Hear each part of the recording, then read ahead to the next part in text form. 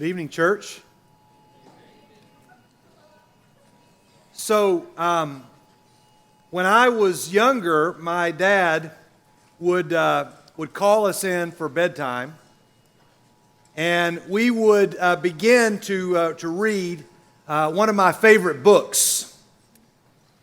And if I can, that's not clicking, guys. There we go. It was the Berenstain Bears book called Inside Out, Upside Down. Any Berenstain Bears fans in here? So we would read that book, and my dad would say, all right, everybody, time to get upside down. My brother and I would lay on the bed. We'd lay upside down, inside out, upside down. There was another book that I read with my girls, I Can Add Upside Down. That was a fun one. When I was told the theme and was told that it was upside down, I immediately began to just make a mental folder of all of the things that came to mind when I thought about upside down. I thought about upside down pineapple cake. Any fans? Yeah. And then I remember there was a phase where there was the upside down Christmas tree. I never understood that. Is that still a thing? I don't get that, nor do I like it. The upside down snowman, that's always really clever. We like to make upside down snowmen. When I think of upside down snowmen, the nerd in me emerges, and I think about Luke's. Now, if I really want to show my geeky side, I'm a big Broadway musical fan, and I remember going to see Mary Poppins when Bert walks upside down. And the audience was in awe. The first roller coaster I ever went upside down on was the Mind Bender at Six Flags over Georgia in Atlanta. It's the first upside down roller coaster experience. I think about these guys. This is a picture that's taken. The daredevil hangs on, the plane flips over, and he's upside down. When I think of upside down planes, I think of either the Thunderbirds or the Blue Angels when they do tricks like this. But of course, when I see that, I go back to the 80s and remember my favorite upside down airplane moment from Top Gun. And then I looked up, I just Googled upside down things, and I found this truck, which I thought had been in a horrible accident until I realized it was designed that way to drive upside down. That certainly catches your attention when you're on the road. Then I saw this picture look like a ninja, and then the instructions were, now try looking upside down. So we flip it upside down. The exact same picture. This next one I really enjoyed. If I can get it to work. There we go. All right, so here's a guy who's laying upside down, and he says, hey, what does this look like? I thought, that looks really familiar. And then, of course, yeah. Yeah, there we go. So then Jeep has an ad that came out a couple of years ago. You zoom in on the quote there, and it says, see whatever you want to see. There's a series of animals. So you see the little lamb up there in the top, but if you flip it upside down, you see, oh, I realize now with a cool screen here, you're going to see it ahead of time. That's nice. You're going to see, if you look, it's a seal, right? You see the seal? Then the elephant becomes a swan. And then the giraffe over there becomes a penguin. Just by flipping it upside down. Speaking of upside down animals, my daughters were like, oh, if you're going to talk about upside down animals, you got to talk about the sloth, right? Maybe the most adorable animal. But the one picture that really made me laugh a lot was this one. Fruit bats hanging upside down look like a 90s boy band. That's a great... So in the Philippines, there's an upside down museum. And it's as you might expect. If you go into the museum here, if I can, I'm having some issues with the clicker, but all right, we may have to toy around with this as we go through it, guys. You walk through the entire museum. Everything is, of course, on the ceiling. Here's the bedroom. They allow you to then go in and stage your own hilarious pictures in the museum so that when you flip the pictures over, they end up looking something like these photos that you see here. Just a lot of fun, hilarious pictures. There we go. All right, more in the museum. And I think we are almost out of the museum. And then when I thought about upside down, the 80s came out in me once again, and there's Lionel Richie who is dancing on the ceiling. Some of the older folks will remember this groundbreaking video, but I wanted to try to realize my audience and make sure that I brought it more on your level, so we'll try to do that with, let's go to the next one, guys. I'm going to have some issues here. There we go. All right. So that puts it a little bit more into your territory. Now, when we hear the phrase upside down, I know last night you talked about this a little bit, the idea of the upside down. I think where they got the theme was from Stranger Things, which season 3 is just about out in a few short days. That'll be very exciting.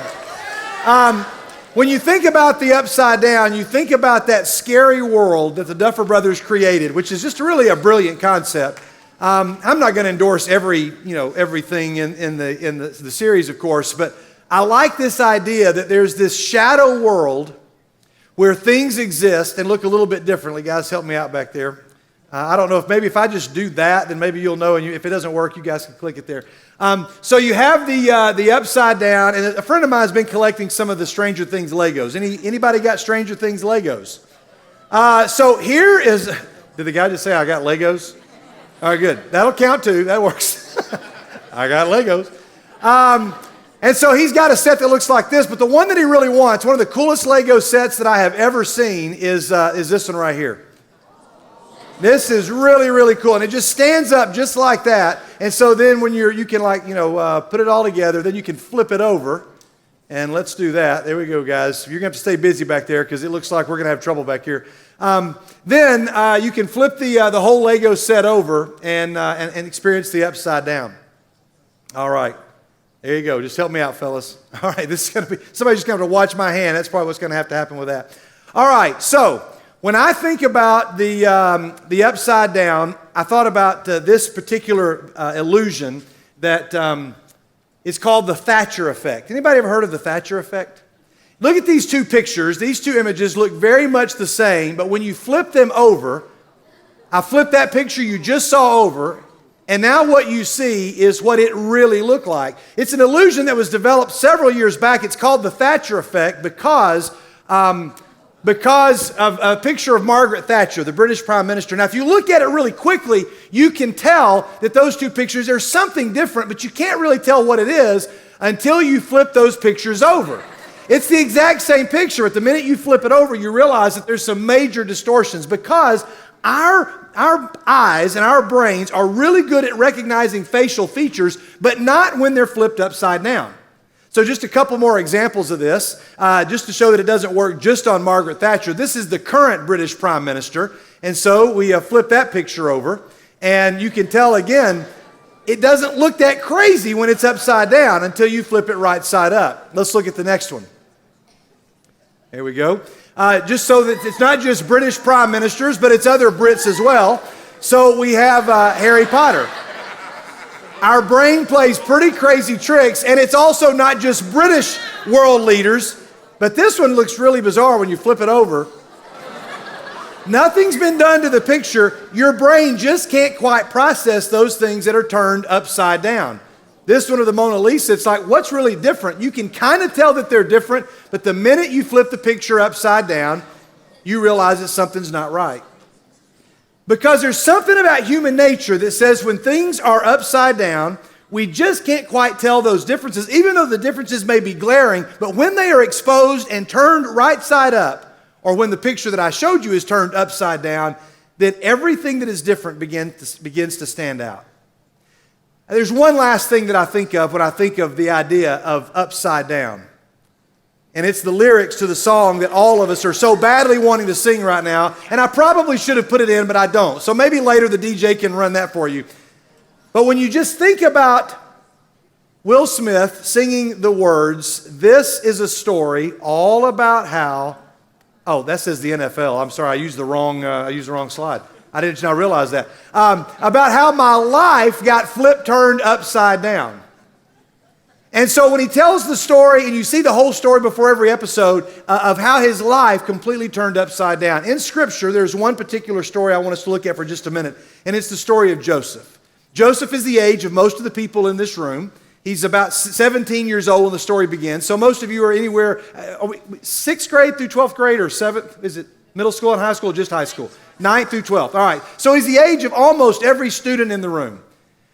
We're going to zip through the story of Joseph really quickly because there's just a couple of points. One, I want you to remember that in Genesis, there's over 15 chapters devoted to this one guy. He gets more time in the Old Testament. The only people that get more time in the Old Testament are Moses and David. He's in great company. He's a teenager. And he gets like 13 to 15 chapters of Genesis that are just about him. He's a young guy of about 17. Now, you remember from Vacation Bible School that he's got these brothers. The brothers don't care for him. I'm not going to read all of this to you. But you remember that he goes down to see his brothers. And then when he sees his brothers, he tells them about this dream that he has. The dream is that he saw these sheaves of grain. They were all bowing down to this one sheaf of grain. And they don't really want to hear much more about the dreams. He tells them another dream that he had about the sun, the moon, and the stars. They were all bowing down to him. They don't want to hear this, and so they throw him into a pit. His life, thank you. His life is, I got Legos guy over here and what kid back there? Very good.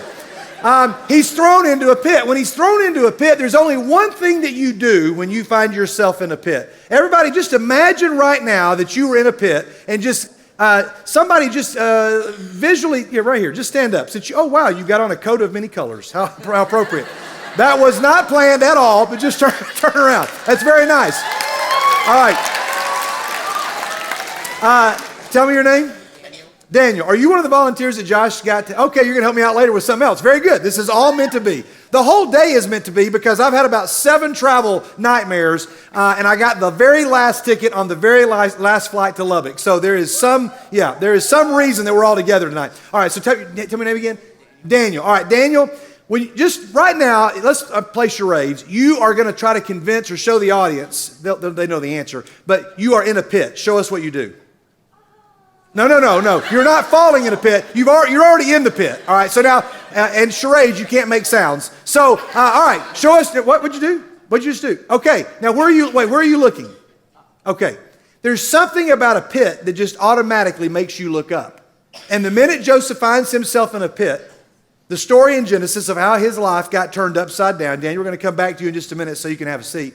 Joseph finds himself into a pit, and then he's taken out of the pit. He's sold into slavery. I'm really going to accelerate the story. He goes into he's put in Potiphar's house. Nothing is working out for Joseph so far. Daniel, if you're Joseph, nothing is working out for you. But I want you to notice the phrase.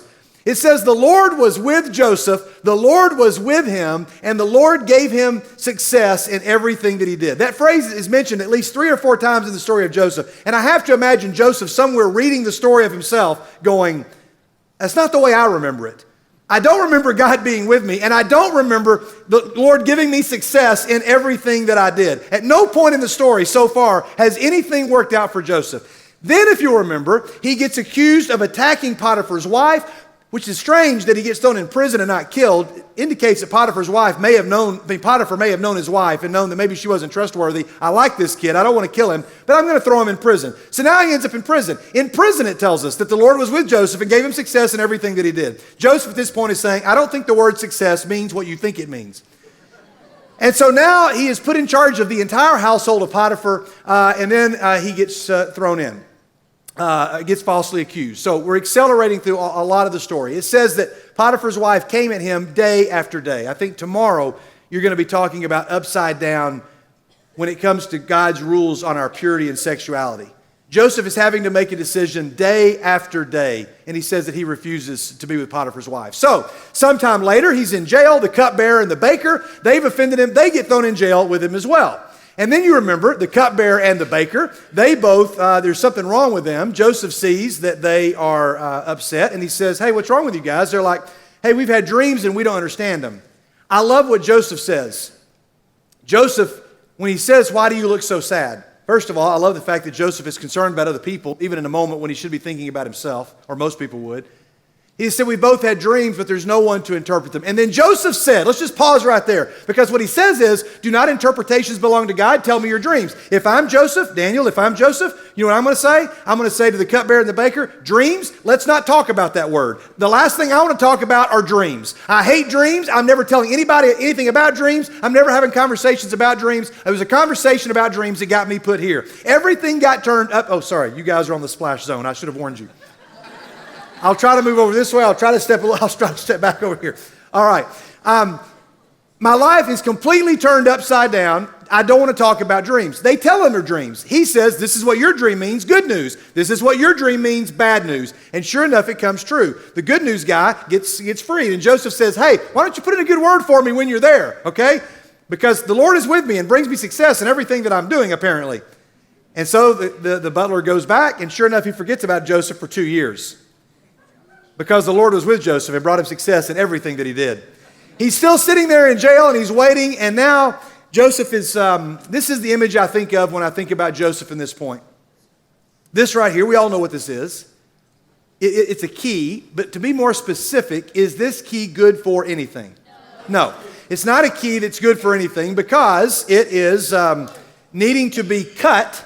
You take it down to the hardware store, you take it to a place where a key duplicate is made, and then it is cut into a key that is designed to then unlock some lock. Joseph is being shaped all throughout this story. Everything in his life is turned upside down for the purpose of one day making him the answer to somebody else's problem. See, a lot of people in the room right now don't find yourself in an actual pit, but you find yourself in the pit. Somebody in this room, I know because of the number of students in my own youth ministry back home in Murfreesboro, Tennessee, that are dealing with stress and high levels of anxiety, I know that there is somebody in this room that is in a pit. First of all, when you're in a pit, your first inclination is to look up. So don't, keep doing that. But then we often will pray, God, protect me, or God, provide me. God, give me something, or God, protect me from something. And the prayer that Joseph prays, or the prayer that I want to give you to pray, that somebody in this room needs to hear tonight, is not the protect me prayer or the provide for me prayer, but it's the prayer that says, God, position me. Can you just say that? Position me. God, just put me in a position to be the key that is going to unlock somebody's problem. And so Joseph is being shaped. Bethany Hamilton, you guys remember the Soul Surfer movie. She was attacked brutally by a shark. And she had a quote that I've loved. She said this. She said, I've been through a lot, and people say, I wish, do you wish it hadn't happened? How's it affected your career? She goes, I know the number one way it's affected my life. She says, I have hugged a lot more people with one arm than I ever would have been given the opportunity to with two. Which is such an amazing quote. She says, I've met more people with one arm than I ever would have given a reason to meet them with two. Because she has been cut into a key that is unlocking other people's problems. So, Encounter, we could look out in the crowd and we could see this, and the OCD part of me says that's very satisfying to see all those keys lined up. They're all shiny. Everything's great. They're all in order. There's that one hook that don't have keys on them that's bothering me. We should move them over and line them up. But other than that, everything is fine. But when I look out, I don't want to see this when I look at this room. What I want to see is this, the drawer that everybody has in their house, where you open up the drawer and there's a bunch of keys and nobody knows what it goes to, but they know they go to something, and we're just going to go around the house. We're going to try to figure it out and try to find it out. And this is a week where we've just opened the drawer and we're going to turn that drawer upside down. We're going to dump all the keys out. And then my prayer for you is that we find out exactly what lock it is that you are trying to unlock. If you pray the position me prayer. All right, let's keep going. So then, this is a journal from an archaeology museum in Egypt. It is a dream journal of an Egyptian pharaoh. And when you see this, you think about the moment that Pharaoh, this is, you see images like this a lot of King Tut. You see the little snake there on the top of his headdress. This next one that I'm going to show you is one that, let's go to the next one, guys.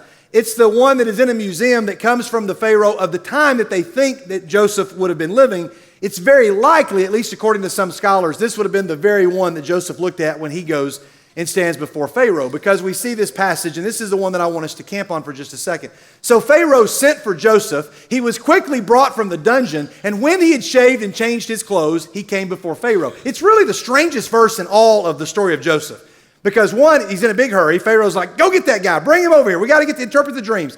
And says, quickly, bring him from the dungeon. When he had shaved and changed his clothes, he came before Pharaoh. I've been very intrigued by that. We're going to come back to that one in just a second. So guys, you may have to help me here as well. Okay, so Pharaoh has a dream, and he says nobody can interpret it. Joseph says, I can't do it, but God can. Tell me about your dream. Now, there's a big, long dream that Pharaoh talks about, and then when he explains the dream to him, he says, this is what the dream means.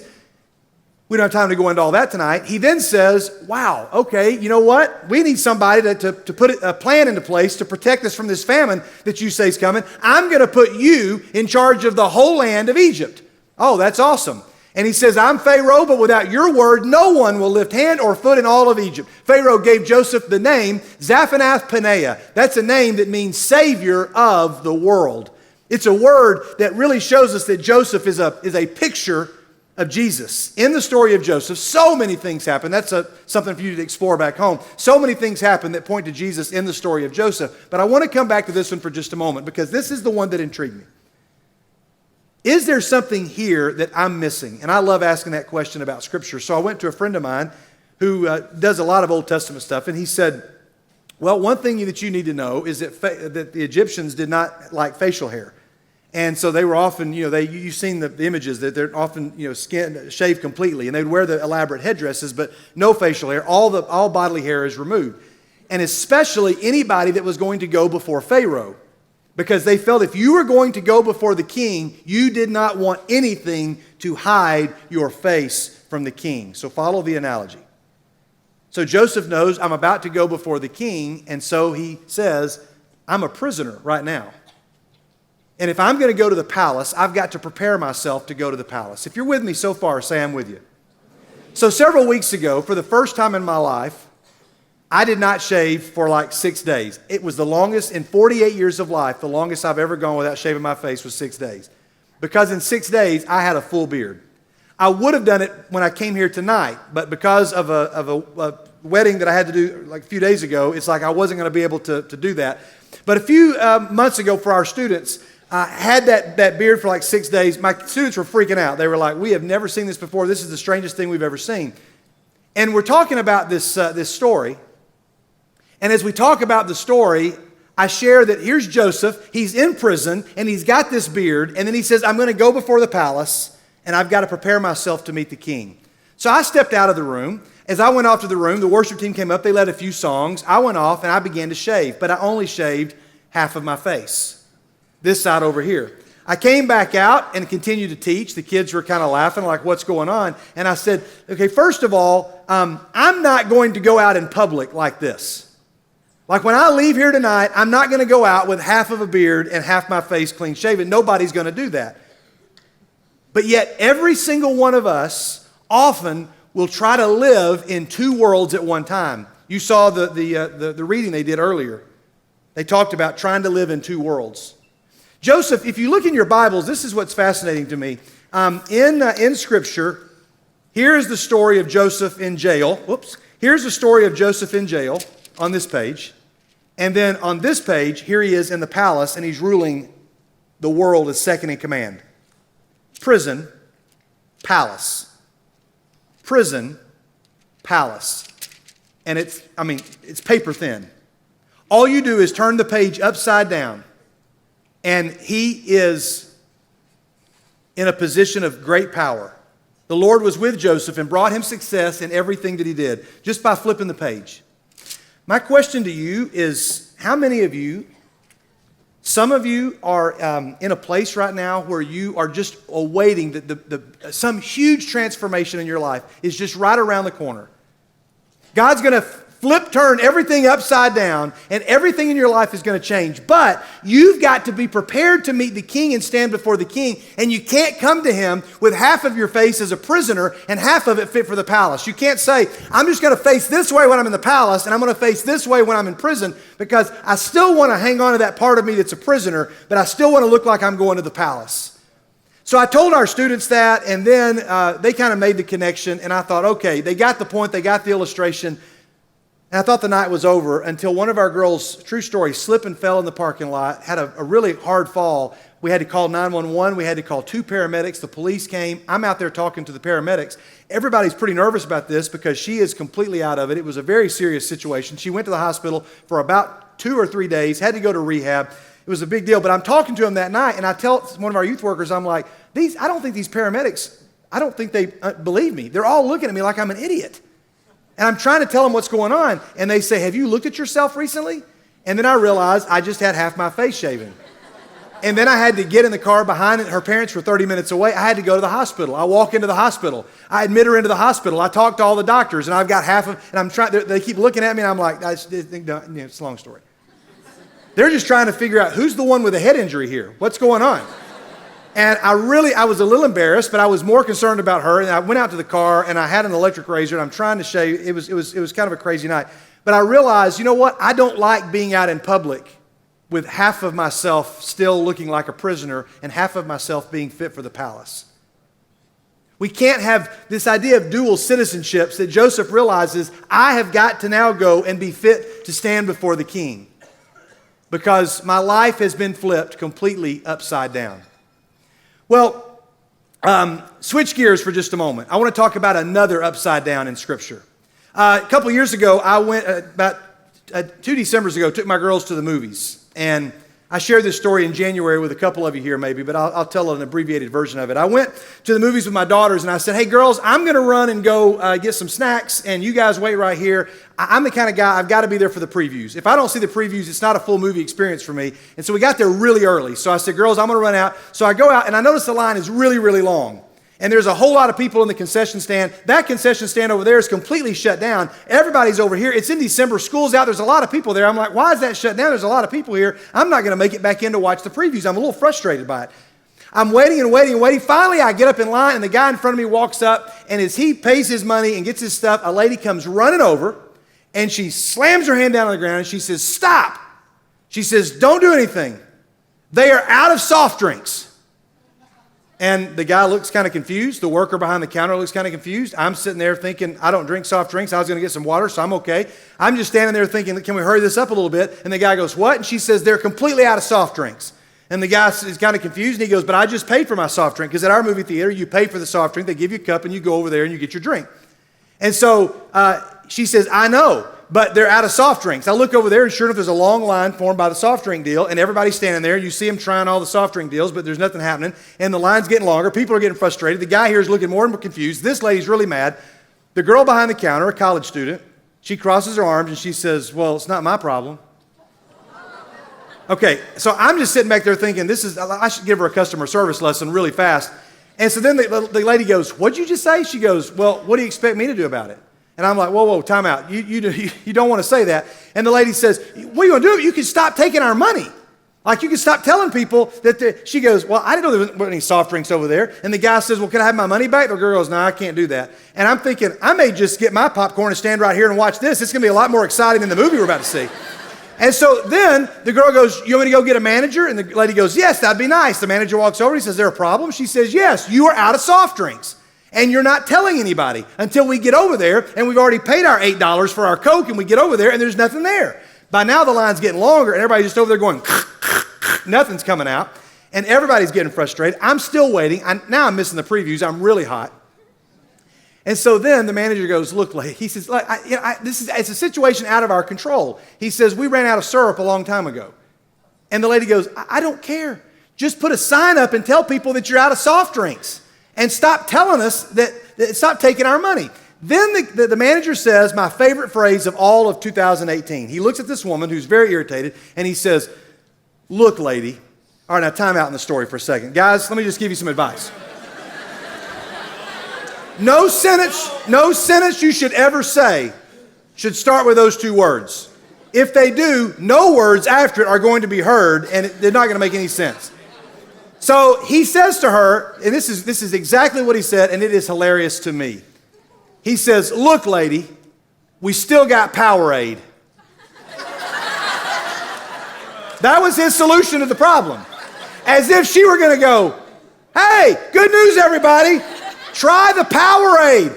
And I wanted to step up and say, you know why there's Powerade? You know why you got Powerade? Because in the history of American cinema, nobody has ever come to the movie theater and got popcorn and said, you know what would really go well with this? A big glass of Mountain Berry Blast Powerade. Hey, I like Powerade as much as the next person, but I've never once gotten it at a movie theater. I'm going to start, when I drank soft drinks, I would start with Dr. Pepper. And then I would go, and I'm from Middle Tennessee, so I'd go to Sundrop next. Then I'd go maybe to Mellow Yellow. Maybe Mountain Dew, but Mellow Yellow. Then I go to Coke. Hey, notice I've not said Powerade. We're going to go down to Fanta, Shasta, Tab. Oh yeah, Sprite's back up here. Thank you. Yeah, Sprite's up here. Tab. I'd go with Yoo-Hoo. I'd go with V8, a V8. All of that before I got to Powerade. That guy thought that was going to be the solution. So that phrase, I just thought, if that solves everybody's problem, I'm going to start using it. So my girls be like, Dad, why do we have to do this? Dad, why do we have to do that? I'm like, look, girls, we still got Powerade.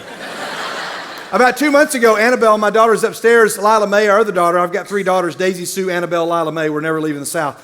Annabelle's upstairs, and she says, Lila, I had that sweater, the sweater I was going to wear to church, you wore to school, now it's dirty.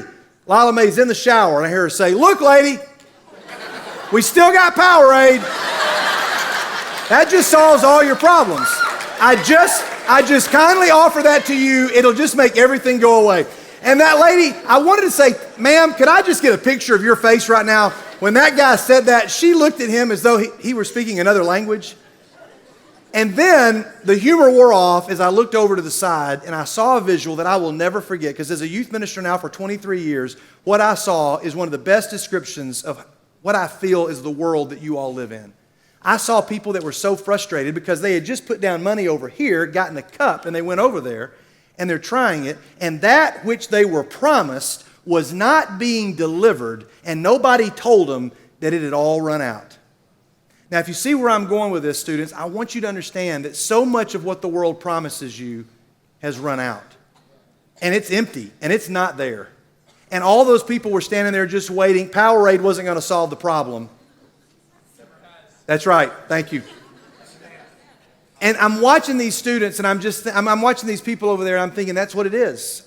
All of my students are trying every dispenser. They're trying every dispenser the world offers, and just says, just fill up this cup, because I've already made a sacrifice and made an investment. I've already paid the price, but now I'm not getting anything from it. John 7, Jesus begins to teach. He says this phrase, my teaching is not my own, it comes from the one who sent me. As soon as he teaches, as soon as he says this, anyone who chooses to do the will of God will find out whether my teaching comes from God or whether I speak on my own. That's a really confusing order. Anyone who chooses to do the will of God will find out whether my teaching. I want to know the will of God before I do it. I want to know something before I do it. And Jesus turns it upside down. And he says, if anyone who chooses to do it is then going to know that my teaching is true. So they hear this and they try to seize him, but nobody can lay a hand on him because his hour had not yet come. Look at verse 32. The Pharisees heard the crowd whispering such things. Then the chief priests and the Pharisees, they sent temple guards to arrest him. All right, so they say, go shut this guy up. We don't want anybody to listen to him. Then we're going to fast forward just a little bit in the story, all right? We fast forward a few verses. The temple guards went back to the chief priest, and they said, why didn't you bring him in? So you can figure out what's happened. They went to get him. They come back without him. Why? Well, if I'm the chief priest, or if I'm the guards, I'm going to make up a reason why I don't have Jesus. I'm going to say, he slipped away in the crowd. Or I'm going to say, we got there and he was already gone. Or we got there and it was going to be a riot. We know you don't want that. We came back for more advice. Or we got there and we forgot what Jesus looked like. So can you be more specific? I would have come up with some reason, because I don't want to go back and say, hey, we didn't do it. But here's what we have. We have, okay, guys, help me out back there. When they come back, they say, no one ever spoke the way this man does. This is the answer they give for why they don't have him. They're like, everything that we have ever heard or believed, he has turned upside down, and nobody ever speaks the way this man does. So you've got that moment, and then you've got this moment, which begs the question, what was it that Jesus said that made them say, We have never heard anything like what this guy just said. So, real quickly, I'm going to show you what he said. In the Feast of Tabernacles, in the book of John, when this story takes place, it's a 7-day feast in September or October, and on every day, the priest would go to the pool of Siloam. This is the pool of Siloam. He'd take a golden pitcher, and he would fill that golden pitcher with water. He would then take that golden pitcher full of water, and then he would come up to the steps of the temple, and he would march it all the way up to the steps. I think I've got an image showing that. He'd march it all the way up, and he would pour it out on the steps on every day of this feast, quoting or singing from Isaiah 12. Surely God is my salvation. I will trust and I will not be afraid. The Lord himself is my strength and my defense. He has become my salvation. With joy you will draw water from the wells of salvation. So on the last and greatest day of the feast, the priest would go up. He would take that pitcher, but this time it would be empty. If you're with me so far, say I'm with you. He would take an empty pitcher and he would turn that pitcher over and it was empty. And when he turned it upside down, nothing would come out of it, as if to signify it's not yet, the Messiah is not yet here. That which we are promised has not yet, we don't even have Powerade. It's run out, it's not here, and the pitcher is empty. So it's in this moment that we pick up the story where Jesus says in John 7, on the last and greatest day of the festival, Jesus stood and he says in a loud voice, let anyone who is thirsty come to me and drink. And whoever believes in me, as Scripture has said, rivers of living water will flow from within them. One of the greatest promises of Jesus. And he gives a condition. The condition is what, church? Anyone who is thirsty. Anyone who is thirsty. You said, wasn't it anyone? So years ago, a spiritual mentor of mine said, Skid, when you start ministry, you need to know that the second hardest thing you will ever do is to help quench the spiritual thirst of a teenager. I was like, okay, what's number one? If that's the second hardest thing, what's number one? He said, the hardest thing is to convince a teenager that they are spiritually thirsty. And it's been one of the truest things I've experienced in 23 years of ministry. What Jesus says is, I'm not just going to fill you up, I am going to make you the drink dispenser. You're going to become the dispenser that's dispensing living water is going to flow from within you. Okay, so by this he meant the Spirit, whom those who believed in him were later to receive. Up to that time, the Spirit had not yet been given, since Jesus had not yet been glorified. There's a couple of people that I want to help me out. Dan, you're going to be one of them. And there was another volunteer. Tell me your name. Jordan. All right, Jordan, come on up here. Everybody give a big hand for Jordan and Daniel. Guys, come on up. I want to illustrate a couple of things. All right, somebody just shouted out, I like your hair. I honestly don't know which one you're talking to, because both of them is pretty cool. All right, very good. But nice hair, both of you. Nice to have you guys with us. What grade are you in? I'm a senior. Senior? I just graduated. You just graduated. Awesome. All right, very good. All right, so we're going to try something here. You're going to go first, okay? Here's what you're going to do. On this, so Jordan, you can just watch for a second. Daniel, on the stage here, I've got some black sheets of paper, and I'll just go ahead and tell you this. Half of them say the word truth, and half of them say the word untruth, okay? What you're going to do is you're going to separate truth from untruth. Only rule is you are not allowed to turn these pieces of paper upside down. You're not able to look at them, okay? You can't lift them up. You can't look at them. You're just going to separate them into two piles. We're going to do a truth pile right here and an untruth pile over here. We're not going to give you time to do the entire stack, but just go pick a few of them out and just separate truth from untruth. All right, Daniel has now started.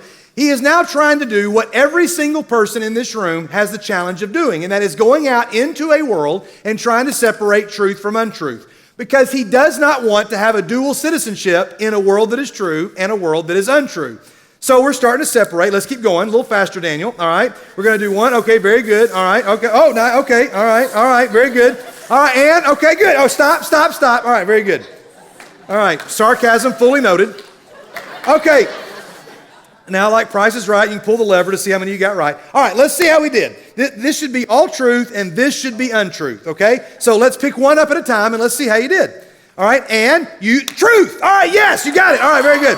Let's pick up another one. All right, let's pick up one, okay? And truth. Yes, truth. He got it. You're off to you failed. Daniel, all right, Daniel, I had such faith. You had the coat of many colors, and, okay. Well, you got two. That's right. That's good. That was good, but you failed. All right, so let's do this. Let's just put these back over here. I'm going to need your help in a minute, Daniel. Yeah, no, just put it down. All right, let's just do this here. All right, we're not even going to look at this stat because you've already failed, so it's no point in checking it out. It's an illustration. I'm not really that harsh. Okay, all right, look, lady. All right, so, all right, now, Jordan, we're going to come over here. Jordan, come here. Jordan, you're going to try this. You're going to do the exact same thing. Let me ask you this question. Do you think you're going to do this better or worse than Daniel did? Probably worse, okay? All right, let's change the rules for you just a little bit, okay? All right, here's the rule. You are not allowed to look at them just like he was, but you may pick them up. Okay, you may pick them up, but you're not allowed to look at them. You're going to separate both piles. Okay, so let's go ahead and start. Let's see how you do. A truth pile over here and an untruth pile right here. Okay, so let's go ahead and start that. Let's just see how you do. Okay, all right. Okay, all right. Now, Jordan, let's just stop for a second. Whoa, time out. Remember that. Why is everyone yelling at you? Well, that's a great question. Let's just pause for just a second. Maybe they got Legos. I don't know. So, I told you, don't accept failure. I told you that you're doing the same thing that Daniel did, but you can pick them up, but you can't what? Okay, all right. So what can you do? They can see it. Do what? They can see it. I'm not saying anything else. I'm just telling you what I told you could not do is look at them. So let's try it again.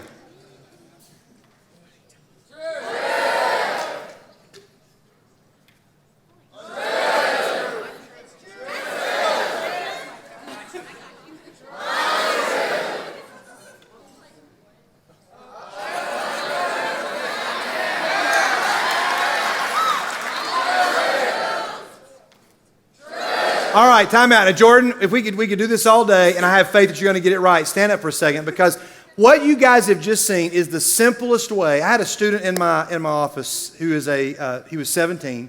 He's about to be a senior, really struggling with a lot of choices that he's made. And he's like, Skid, I just can't seem to make the right decision. I just always make wrong decisions.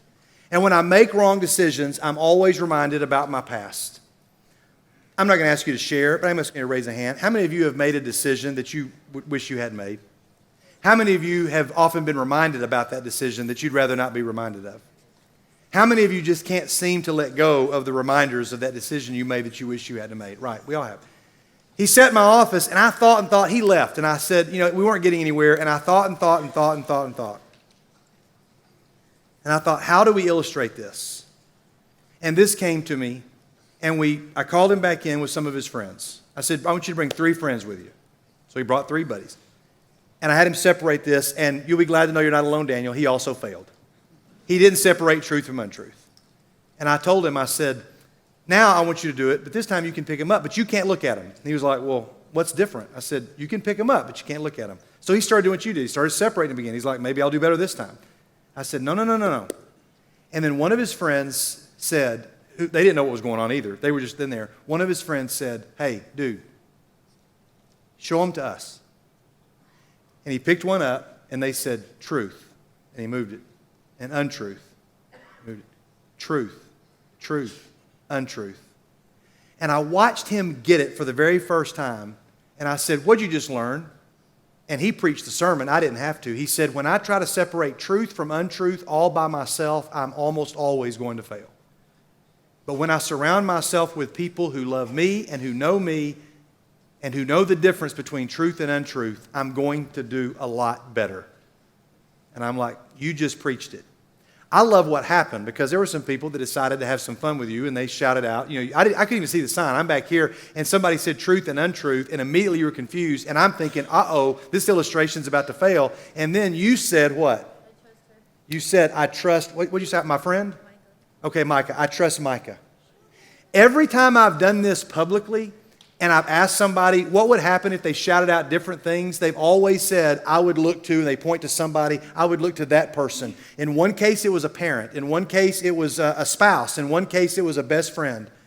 And it's like, if all the other voices get too confusing, Micah, I'm looking at you. Micah, that puts a lot of pressure on you, Micah, because now you're having to help Jordan distinguish truth from untruth. Hey, students, it's really that simple. It is really that simple. When you try to distinguish truth from untruth alone, you will almost always fail. But when you surround yourself with people who know enough to know the difference between truth and untruth, things get a whole lot easier. There's still bumps. This has loopholes. I want to show you guys one more thing. I'm going to need both of you to help me with this. And we'll wrap up over here in just a moment. So by this, he meant the Spirit. Because the power age shows up. Jesus shows up and he says, I'm going to send the Spirit. I'm going away. But don't be upset when I leave. Don't spread the word. They've run out because I'm going to send one. And so then Paul says in Romans, may the God of hope, next two words, church, with all joy and peace as you what? As you trust. Now everybody in this room wants that. We want joy and peace. The problem is there's a so that you may overflow with hope by the power of the Spirit. I want to illustrate that in a pretty simple way, and I'm going to need both of you to help me out here. I need you to hold that for a second, okay? And then I'm going to need you. I want you just to let's hold this arrow right here. Daniel, come stand right here a second. All right, now just face me for a second. This is going to be your past, okay? Daniel, I asked the audience a question a minute ago if you've ever made a decision that you really wish you hadn't have made, and my guess is you probably have, right? We all have. And there's always somebody or something or an enemy that whispers that is trying to remind you, hey, remember that thing that you did? Remember that over there? And anytime you try to take a step that way, it's like, hey, just remember this. And so the enemy says, hey, I want you to know that this is you. This is you. And every time you doubt or wonder, the enemy says, Daniel, I want you to be very clear where you belong. This is you. So Jesus comes, and in the Sermon on the Mount, he turns everything upside down, and he says, no, this isn't you. This is you. Not this. But I want you to do this. I want you to hold that right there, and I want you to just hold that arrow right there for a second, okay? Now, we're all going to get to share in this in just a moment, but I want to just do this for you, and I've got a clip so that they can kind of see it. I want you to, this right here is you, not this. Then what would this be? Okay, all right, more specifically, what this verse here may fill you with joy and peace, all right, as you trust in Him, so that you may overflow with hope by the power of the Very good. Okay, very good. Let this be the Holy Spirit. All right, here's what I want you to do. I want you to just kind of hold that up at eye level with Him if you can, and then if you'll just hold that up, do what? No. Okay, here. I'll do this. I'll do this, all right? Okay? Now, I want you to look at the arrow, and I want you to hold your hand the direction that arrow is pointing. Yeah, just hold your hand, just so we can all see it, okay? Now, I want you to hold it up a little bit, right there. Okay, all right. All right, here we go. Now, I want you just to keep doing what I just asked you to do, okay? If this switches, I'm going to flip. Whoa! That's crazy! All right, now I gave you instructions. What were your instructions? To keep looking at it. Okay, I gave you another instruction. Oh! Yeah! That's crazy. Yeah, all right. Now, that was one of the better reactions that I've ever had to that. Thank you. You guys stay right here because I want to show everybody in the room. Some of you probably have seen that, but I want to show everybody in the room here. Guys, you may have to help me out with this just a little bit.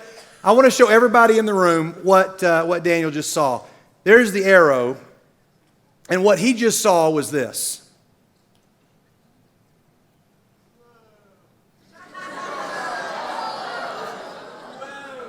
Now, it's really simple, although, man, you're in for a great week. If that impressed you that much, everything, no wonder you were sitting right there. He's like, encounter, baby, I'm all in. And then the water started to flow, and you said, if this switches, what'd you say? I'm going to flip. I'm going to flip out. Yeah, okay. So, remember, this is you. Not this. The enemy says this is you, and Jesus says, no, this is you. And he says, Daniel, if you allow myself to fill you with the Holy Spirit, all that stuff about you is going to be flipped upside down. It's going to flip. And then you're still looking at it going, whoa, you're still pointing this way, right?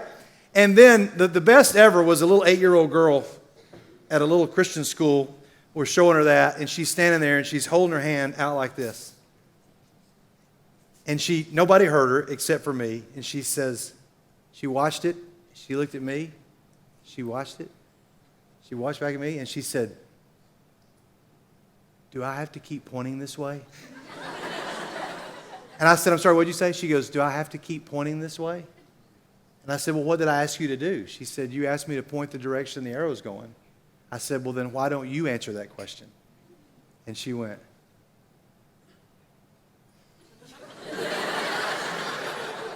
and nobody else in the room saw what she saw. So Daniel, I want you both to know that you're going to experience moments like that, and the world's not going to see it. They're just not close enough to see it. And that's the story that you have to tell. And all you have to do is find anybody who will listen and say, I want to tell you about how my life got turned upside down. This is an amazing story of how my life got flipped upside down. Guys, I think there's like 1 or 2 slides left. So the Jewish rabbis would have this phrase where they would say, may you be covered in the dust of your rabbi. A lot of you probably heard that phrase before. The idea is that if you were covered in the dust of your rabbi, you were following so closely to him that when he walked, the dust would cover you because you were following so closely. Daniel, Jordan, you represent every young man and young woman here, regardless of how cool their hair is, that you guys would follow so closely that you would be covered in that dust.